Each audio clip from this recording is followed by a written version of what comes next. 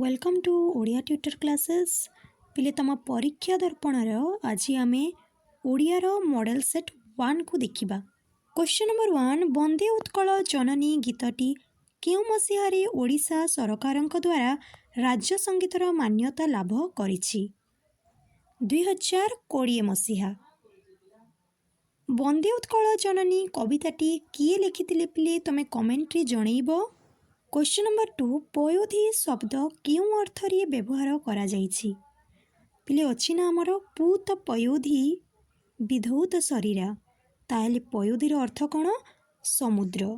Question number 3 भीमंक सिंहनाद रड़ी रे मानगोविंद काहाकु कुहा जाइछि? दुर्योधन। क्वेश्चन नंबर 4 शूलधर शब्दर प्रतिशब्द कौन? शूलधर माने कौन पिले? जी त्रिशूल धरती। त्रिशूल आमर जड़े ही धरती महादेव शिव। क्वेश्चन नंबर 5 राघवंक लंका यात्रानुकूल क्यों काव्यरु आसीअछि? वैदेहीश विलास। क्वेश्चन नंबर 6 वैदेहीश विलास काव्य क्यों आद्य वर्ण नियम रचित?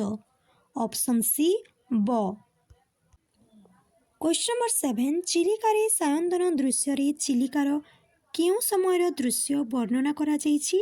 संध्याकालीन। क्वेश्चन नंबर 8 मात्र 64 तुम्भे आयुष्मान एकथा क्यों कवि को लक्ष्य करी कुहा जाइछि? कवि सूर्य बलदेव रथ।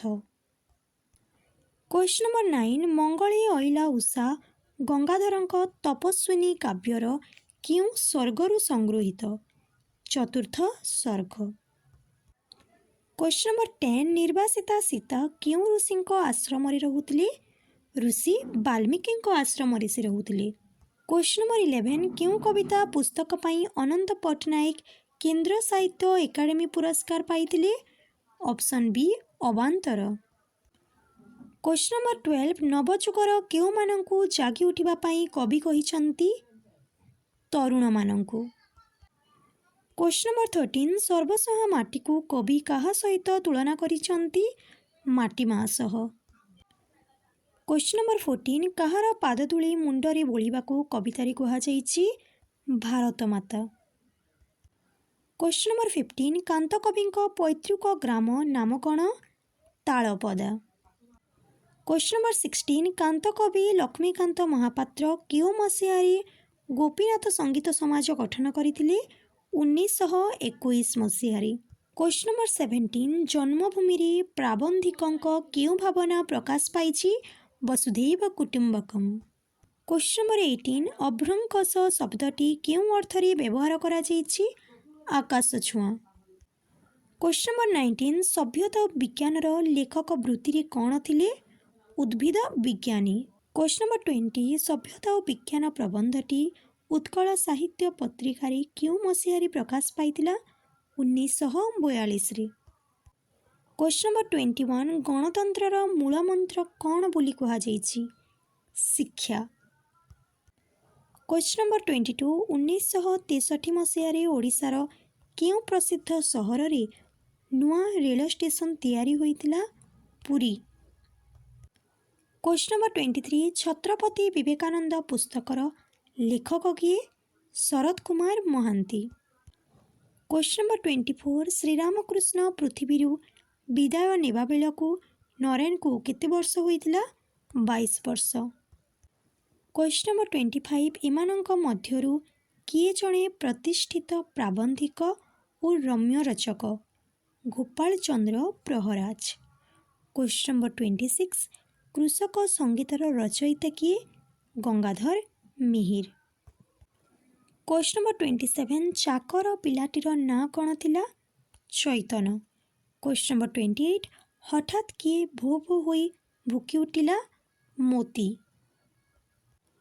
क्वेश्चन नंबर 29 कालर कोपल तले लेखिका क्यों सम्मान रे सम्मानित? ऑप्शन डी साहित्य भारती। क्वेश्चन नंबर 30 अंगद चौधरी क्यों विश्वविद्यालय छात्र? नालंदा। क्वेश्चन नंबर 31 बिल अश्वत्थ और बटवृक्षर लेखक क्यों चाकरी करुथिले? भूतत्वविद। क्वेश्चन नंबर 32 बाउंस पाछियारे कौन नथिला? ସିଙ୍ଗଡ଼ା ନଥିଲା। କ୍ୱେଶ୍ଚନ୍ ନମ୍ବର 33 ଫଲ୍ଗୁ ଏକାଙ୍କିକାରେ କେଉଁ ପରିବାର କଥା କୁହାଯାଇଛି? ଗୋଟିଏ ମଧ୍ୟବିତ୍ତ ପରିବାର କଥା କୁହାଯାଇଛି। କ୍ୱେଶ୍ଚନ୍ ନମ୍ବର 34 ଭାରି କ୍ଷଣରାଗୀ ଠିକ୍ ତା ବୋଉ ପରି ଏକଥା କିଏ କହିଛନ୍ତି? ମହାପାତ୍ର ବାବୁ କହିଥିଲେ। କ୍ୱେଶ୍ଚନ୍ ନମ୍ବର 35 କୋଣାର୍କ ଏକାଙ୍କିକାରେ କେଉଁ ପ୍ରସଙ୍ଗକୁ ମୁଖ୍ୟତଃ ନାଟ୍ୟ ରୂପେ ଦିଆଯାଇଛି? କୋଣାର୍କ ମନ୍ଦିରର ଦଧି ନେଉଛି ବସିବା। କ୍ୱେଶ୍ଚନ୍ ନମ୍ବର 36 ଆପଣା ଲୋକ ଶତ୍ରୁ ଅର୍ଥ ବୁଝେଇଥିବା ରୂଢ଼ିଟି କ'ଣ? ଘରଢିଙ୍କି କୁମ୍ଭୀର। କ୍ୱେଶ୍ଚନ୍ ନମ୍ବର 37 ଏକ ବା ଏକାଧିକ ପଦ ମିଳିତ ହୋଇ ମନର ଭାବକୁ ସମ୍ପୂର୍ଣ୍ଣ ରୂପେ ପ୍ରକାଶ କଲେ ତାହା କ'ଣ ହୁଏ? ବାକ୍ୟ। କ୍ୱେଶ୍ଚନ୍ ନମ୍ବର 38 ଏ ବର୍ଷ ପ୍ରବଳ ଶୀତ ହୋଇଛି ଏହା କି ପ୍ରକାର ବାକ୍ୟ? ବିବୃତ୍ତି ସୂଚକ। କ୍ୱେଶ୍ଚନ୍ ନମ୍ବର 39 ବାକ୍ୟର ପ୍ରତ୍ୟେକ ଅଂଶକୁ କ'ଣ କୁହାଯାଏ? ପଦ। କ୍ୱେଶ୍ଚନ୍ ନମ୍ବର 40 ଯେହେତୁ ଜେଜେ ଆସିଛନ୍ତି ତେଣୁ ଆମେ ଖୁସି ଅଛୁ ଏହା କି ପ୍ରକାର ବାକ୍ୟ? ଜଟିଳ ବାକ୍ୟ। କ୍ୱେଶ୍ଚନ୍ ନମ୍ବର 41 ନିମ୍ନୋକ୍ତ ମଧ୍ୟରୁ କେଉଁଟି ଶୁଦ୍ଧ ରୂପ? ଆଶୀର୍ବାଦ। କ୍ୱେଶ୍ଚନ୍ ନମ୍ବର 42 ନ ସ୍ଥାନରେ କ'ଣ ହେଲେ ତାକୁ ଣତ୍ୱବୃତ୍ତି କୁହାଯାଏ? ନ ସ୍ଥାନରେ ଣ ହେଲେ।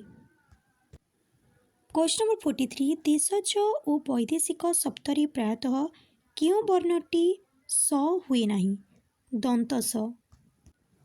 କ୍ୱେଶ୍ଚନ୍ ନମ୍ବର 44 କେଉଁଟି ଶୁଦ୍ଧ ରୂପ? ଅପସନ୍ ବି ପିମ୍ପୁଡ଼ିଟିଏ। କ୍ୱେଶ୍ଚନ୍ ନମ୍ବର 45 ପ୍ରାଣୀର ଭଲମନ୍ଦ ବାଣୀ ମରଣ କାଳେ ତାହା ଜାଣି ଏହା କେଉଁ ଛନ୍ଦରେ ରଚିତ? ଗୁଜ୍ଜରୀ। କ୍ୱେଶ୍ଚନ୍ ନମ୍ବର 46 ଭିନ୍ନାର୍ଥ ବୋଧକ ଏକ ପ୍ରକାର ଶବ୍ଦର ବାରମ୍ବାର ଆବୃତ୍ତିକୁ କେଉଁ ଅଳଙ୍କାର କୁହାଯାଏ? ଯମକ। କ୍ୱେଶ୍ଚନ୍ ନମ୍ବର 47 ବାବୁନାକ ସିରିଦାନ ଯୋଗ୍ୟ ଚୋଷାକୁ ବିହର କାନନ କର ଆଲିଙ୍ଗନକୁ ଏଥିରେ କେଉଁ ଅଳଙ୍କାର ବ୍ୟବହୃତ? ଶ୍ଲେଷ। କ୍ୱେଶ୍ଚନ୍ ନମ୍ବର 48 ବାଟ ଭାଙ୍ଗିବା ରୂଢ଼ିର ଅର୍ଥ କ'ଣ? ଉପେକ୍ଷା କରିବା। କ୍ୱେଶ୍ଚନ୍ ନମ୍ବର 49 ବତେଇ ଦେଲା ବୁଦ୍ଧି ମାଗି ଆଣିଲା ତିଅଣର ଅର୍ଥ କ'ଣ? ଉଭୟ କ୍ଷଣସ୍ଥାୟୀ। ଆଜିର ଲାଷ୍ଟ କ୍ୱେଶ୍ଚନ୍ ସଭାରେ ହାଣ୍ଡି ଭାଙ୍ଗିବା କେଉଁ ଅର୍ଥରେ ବ୍ୟବହାର ହୁଏ? ଗୁପ୍ତ କଥା ପ୍ରଘଟ କରିବା। ଭିଡ଼ିଓଟିକୁ ଲାଇକ୍ କରିଦିଅ ଏବଂ ତମ ସବୁ ସାଙ୍ଗମାନଙ୍କ ସହ ସେୟାର କରିଦିଅ।